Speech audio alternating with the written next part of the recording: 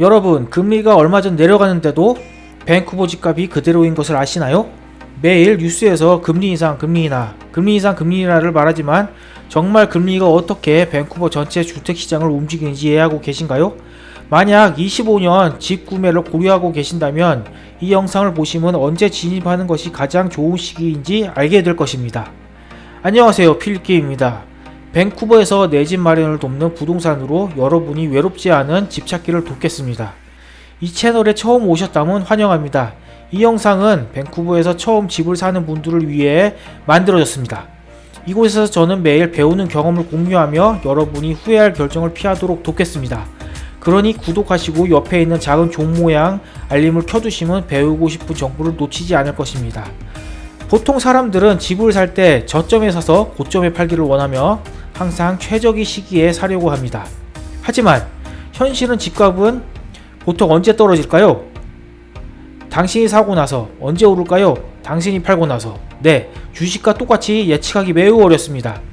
20년간 캐나다 경제가 둔화되었고 밴쿠버 집값은 작년 상반기에 고금리를 유지했지만 오히려 계속 올랐습니다. 하반기에는 금리를 5번 연속 인하했지만 오히려 더 떨어졌습니다.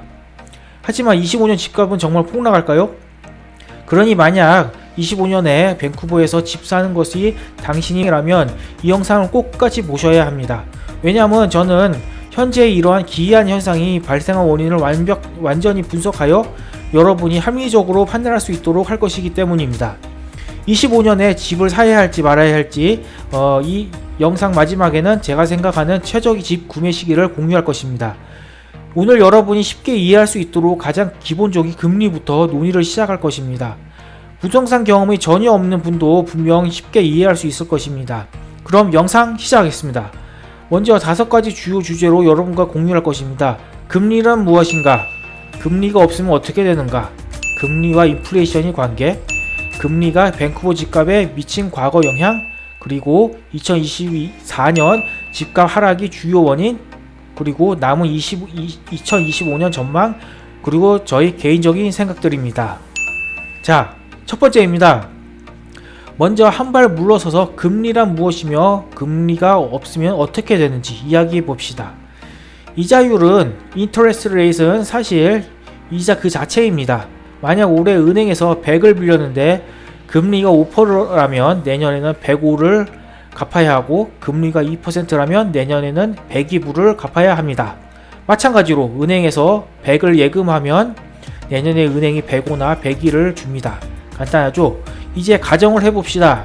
가정입니다. 현재 캐나다 전체의 금리가 0%라고 가정해봅시다. 그럼 은행에서 100달러를 빌려도 나중에 100달러만 갚으면 됩니다. 상대적으로 은행에 예금해도 수익은 없을 것입니다. 그러면 이때 무슨 일이 일어날까요? 사람들은 이렇게 생각할 것입니다. 은행에 넣어둬봐야 아무것도 없으니 차라리 아파트를 사는데 쓰자. 그러면 아파트를 판 사람은 돈을 벌어 다시 타운하우스를 사고, 타운하우스를 판 사람은 돈을 벌어 다시 하우스를 사고, 하우스를 판 사람은 마지막으로 돈을 벌어 하우스 한 채를 바꾸고도 다시 아파트 한 채에 투자합니다. 전체 경제가 활성화됩니다. 그래서 모두가 부자가 되고 모든 사람이 주식을 사고 사업을 시작하고 차를 사고 집을 사고 여행하고 쇼핑하고 매일매일 행복하게 살아갑니다. 그럼 당신은 이렇게 생각할 것입니다. 제로금리나 금리가 계속 낮으면 세상이 평화로울 텐데 왜 정부는 계속 금리를 올렸다 내렸다 하는 걸까요? 네, 물론 그렇게 행복할 수 있다면 좋겠지만 이때 문제가 하나 발생합니다. 모든 사람이 돈이 많아서 물건을 서로 먼저 사려고 하면 자동차 판매상은 이렇게 말할 것입니다. 그럼 내 차를 더 비싸게 팔아야겠네. 건설업자도 이렇게 말할 것입니다. 그럼 내 집도 더 비싸게 팔아야겠네. 농부는 또 이렇게 말할 것입니다. 그럼 당신들 다 그렇게 비싸게 파는데 내가 어떻게 살 수 있겠어? 그래서 내 쌀도 더 비싸게 팔아야겠어. 이렇게 해서 인플레이션이 발생합니다. 어렸을 때 짜장면 한 그릇이 사면 대략 2,000원대면 정도만 살 수 있었고 거기에다가 계란도 들어있었고 강낭콩도 들어있었죠. 그리고 국물, 생수, 군만두 서비스에 양철 가방에 넣어 무료로 배달해줬어요. 하지만 지금은 짜장면 한 그릇이 7,000원대로 올랐고 무료 배달 서비스는 사라졌습니다. 그래서 당신은 알게 될 것입니다. 경제가 과도하게 활성화되면 오히려 모든 것이 비싸진다는 것을요. 식료품도 오르고 차도 오르고 물론 집값도 함께 오르죠. 그리고 물가 상승 속도가 소득 증가 속도를 훨씬 초과할 때 폭락합니다. 번아웃되고 악성 인플레이션이 되어서 모두가 아무것도 살 수 없게 되면 당신이 겪었을지도 모르는 화폐 가치 하락, 돈이 가치 하락, 민생 경제 붕괴로 이어집니다. 기본적인 생활 필수품을 사는 것조차 압박이 되고 사회는 동요하고 불안해집니다. 생활비가 높아서 파업 시위가 일어나고 범죄율이 높아집니다. 돈이 부족해서 불법적인 방법으로 얻으려 하죠. 금융 시스템이 붕괴됩니다. 은행에서 대량으로 돈이 인출되기 때문이죠. 등등등. 이래서 이때 돈을 빌리는 것이 사실 매우 비쌉니다. 소비를 줄이고 돈을 많이 저축해서 결국 인플레이션을 낮춰야 합니다. 그래서 간단히 요약하자면 금리 인하는 경제를 자극하지만 장기적으로 인플레이션을 증가시킵니다.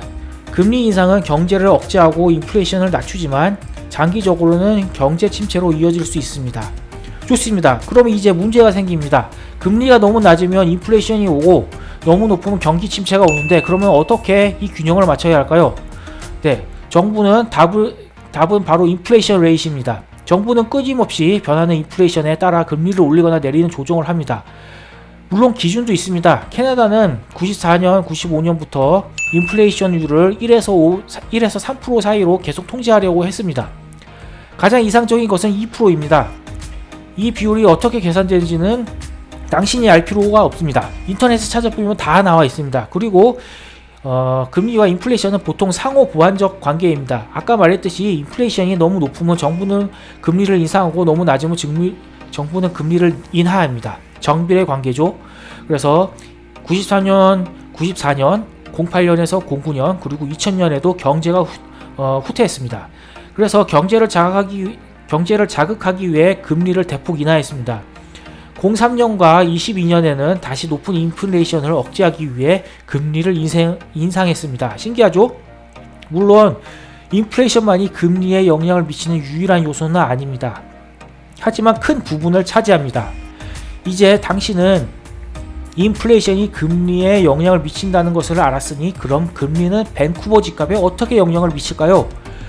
우리는 밴쿠버 지난 30년간의 집값을 비교해 봅시다. 가장 크게 상승한 몇 년은 모두가 금리가 크게 하락한 해들입니다. 그리고 집값은 금리 인하 후 일정 기간이 지나면 반등하기 시작했습니다. 대출이 저렴해졌기 때문입니다. 그래서 모두가 돈이 많아졌습니다. 20년 팬데믹 기간이 가장 과장된 시기였고 단독주택 가격이 200만 달러를 돌파하기 시작했습니다. 따라서 단순히 금리와 집값이 관계만 본다면 처음에 말했던 것처럼 금리가 내리면 모두가 돈을 벌고 집값이 오르고 금리가 오르면 사람들이 궁핍해지고 집값이 떨어집니다. 하지만 금리가 집값에 영향을 미치더라도 그것은 단지 일부 원인일 뿐입니다. 그렇지 않다면 방금 말한 저금리 시기 외에는 나머지 시기엔 금리가 그리 낮지도 않았는데도 중간에 계속 상승했죠. 이는 밴쿠버 집값에 영향을 미치는 다른 요인들이 있다는 것을 증명합니다. 실제로 집값에 영향을 미치는 주요 요인은 5가지입니다. 핵심 수요, 비핵심 수요, 정부 정책, 주택 공급, 그리고 사람들의 심리입니다. 그리고 금리는 정부 정책에 분류됩니다. 이 5가지 요인에 대해서 여기서 자세히 설명하지 않겠습니다. 더 자세히 알고 싶으시다면 영상에서 지난 20년이 집값을 사용하여 이 5가지 핵심 요인을 추후 영상에서 완전히 분석하겠습니다. 이어서 현재 돌아와서 그렇다면 2025년이 집값은 오를까요? 아니면 내릴까요? 우선 금리만 본다면 작년 6월부터 금리가 5번 연속 내렸습니다. 이론적으로는 이런 급격한 조정이 집값 상승 추세로 이어져야 할 것입니다. 하지만 메트로 밴쿠버의 평균 집값은 소폭 하락했습니다. 이상하지 않나요? 위에서 말한 것과 완전히 다릅니다. 왜일까요? 제가 방금 집값에 영향을 미치는 요소는 금리만이 아니라고 말씀을 드렸다는 것을 기억하시나요? 왜냐하면 5가지 요인이 사실 동시에 작용하고 있기 때문입니다. 몇 가지 관점에서 이해해 봅시다. 첫째, 수요보다 공급이 과도합니다. 현재 시장에 나와 있는 집들을 보면 지난 7년 중 가장 많습니다. 아니 지난 10년 중이라고 해야겠네요. 이 표에는 몇 년이 빠져 있으니까요. 하지만 구매자 수는 매우 일정합니다. 작년 10월과 11월에 금리 인하로 인해 구매자 수가 조금 늘었지만 새로 나온 매물과 이전에 팔리지 않은 매물들을 합치면 전체 재고는 여전히 매우 많습니다. 그래서 가격이 소폭 하락하는 것을 볼 수 있습니다. 두 번째, 부동산 주기는 사실 비교적 깁니다. 단기적인 금리 인하는 구매자의 심리에 더 많은 영향을 미칠 수 있지만 집값에는 아닐 수도 있습니다. 주식과는 다릅니다. 오늘 폭락해도 내일 폭등할 수 있는 것과는 다르죠. 시장 회복은 신뢰와 시간이 축적이 필요하기 때문입니다. 예를 들어 어떤 마을이 막 홍수를 겪었다고 가정해 봅시다. 이제 물은 빠졌지만 모든 사람들은 여전히 관망하고 있습니다. 다음 폭우가 또 언제 침수를 일으킬까 걱정하면서요. 이제 세 종류의 사람이 나타났습니다. 첫 번째는 필수 수요 주민입니다. 박씨 가족 4명은 계속 월세로 살고 있었는데 어느 날 집주인이 갑자기 집을 팔겠다고 통보했습니다. 그래서 이 가족은 서둘러 새 거주지를 찾아야 했습니다. 박씨도 매우 불안했습니다. 내 식구를 데리고 계속 쫓겨다니는 것도 방법이 아니라고 생각했기 때문입니다. 그래서 마을이 높은 곳에 있는 집을 사기로 결정했습니다.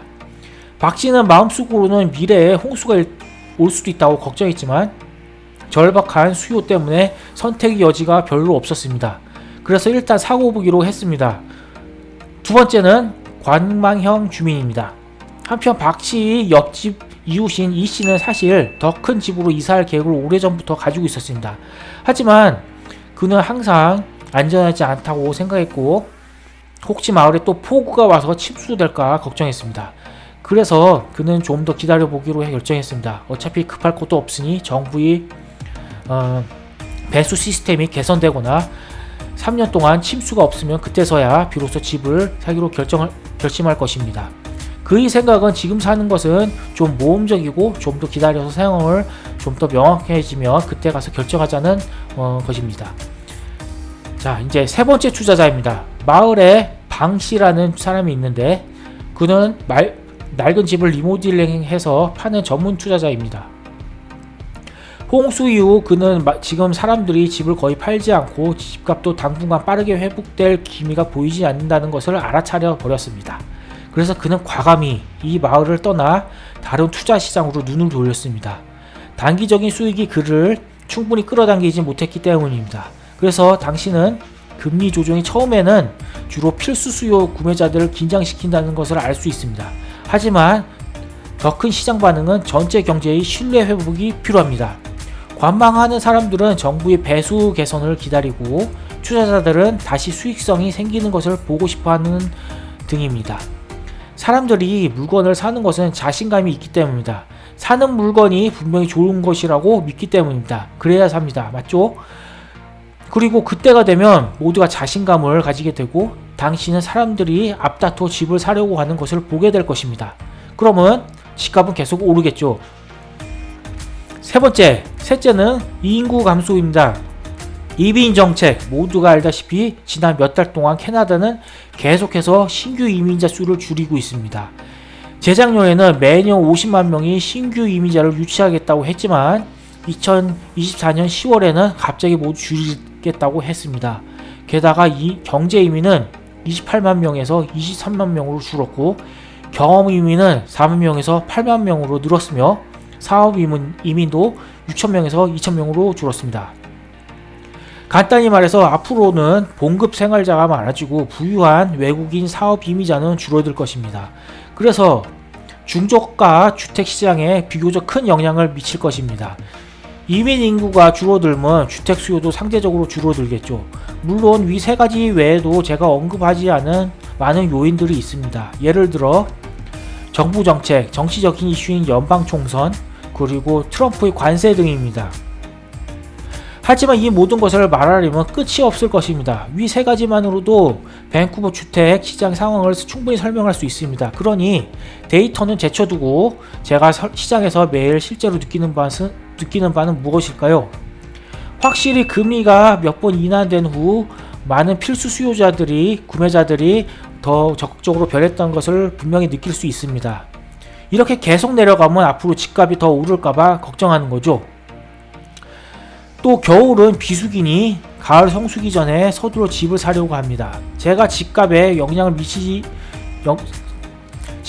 미치는 것이 금리만이 아니라고 말했지만 연속적인 금리 인하를 했었고 지금은 고정인 상태이기 때문에 분명히 판매량 증가를 가져올 것입니다.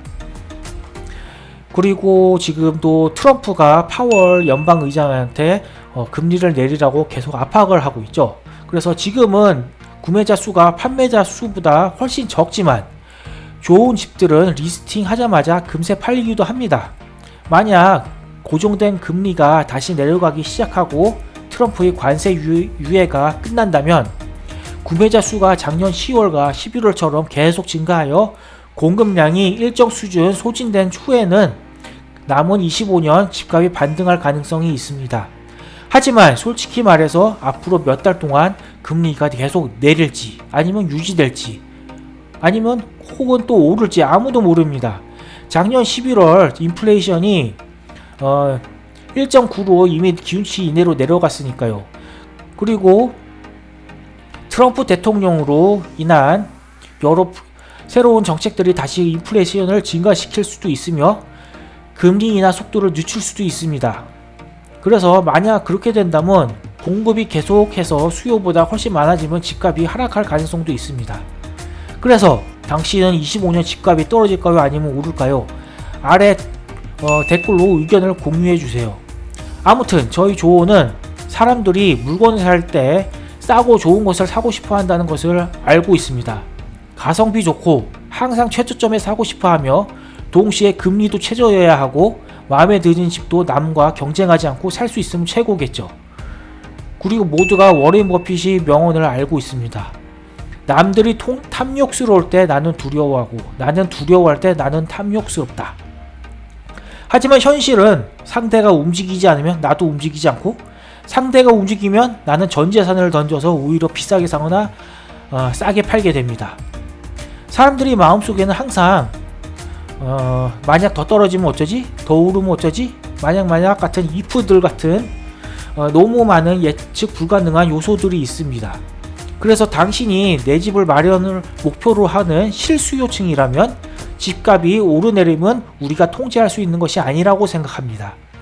당신에게 정말 중요한 것은 사실 정말 집을 사야 할 필요가 있는지, 대출 압박이 지금 당신의 삶을 숨막히게 하지는 않을지, 그리고 장기 보유를 위한 재정 계획 등을 이미 세웠는지입니다. 이러한 자신에 대한 질문들이 핵심입니다. 만약 모든 준비가 되었다면 지금이 사실 당신에게 최고의 집 구매 시기입니다. 그리고 지금 또 바이러스 마켓이기도 하고요. 하지만 아직 준비가 되지 않았다면 집값이 얼마나 오르든 내리든 너무 신경 쓸 필요 없습니다. 먼저 스스로 성장하고 준비하는데 노력하는 것이 진정 중요하기 때문입니다. 지난주에 오픈하우스에서 한 한인분을 만났습니다. 그분이 최근 이제 작년에부터 금리가 내린 후에 고정인데 앞으로 또 내려가서 더 미루다가는 앞으로 집값이 오를까봐 걱정된다고 했습니다. 가을 전에 빨리 집을 사고 싶은데 경험이 없어서 뭘 해야 할지 전혀 모르겠다고 했습니다. 절차를 모르고 돈을 얼마나 써야 할지 모르고 심지어 주의사항도 모르는 등 완전히 막막해 했습니다. 그래서 저는 그분에게 제가 운영하는 카카오톡 단톡방을 초대했습니다. 그 후 기본적인 개념과 생각을 정리하는 데 도움을 주었죠. 그분이 열심히 공부한다면 몇 달 안에 분명 그분에게 맞는 집을 살 수 있을 거라고 믿습니다. 그리고 당신도 그분처럼 참여하고 좋은 부동산 정보를 받으시길 원하시면 카톡 아이디가 메가빌리언네어로 카톡 주세요. 저와 1대1 온라인 상담을 예약하신 것도 환영합니다. 제가 여러분이 현재 상황을 살펴보고 도움과 조언을 드릴 수 있습니다. 감사합니다. 마지막으로 이 영상이 도움이 되었다고 생각하신다면 주변에 이 정보가 필요한 분이 있다면 공유해 주시고 좋아요와 구독 부탁드립니다. 그럼 다음에 만나요. 밴쿠버 필립김 부동산이었고 미션 아보치포드 700도 하고 있습니다. 감사합니다.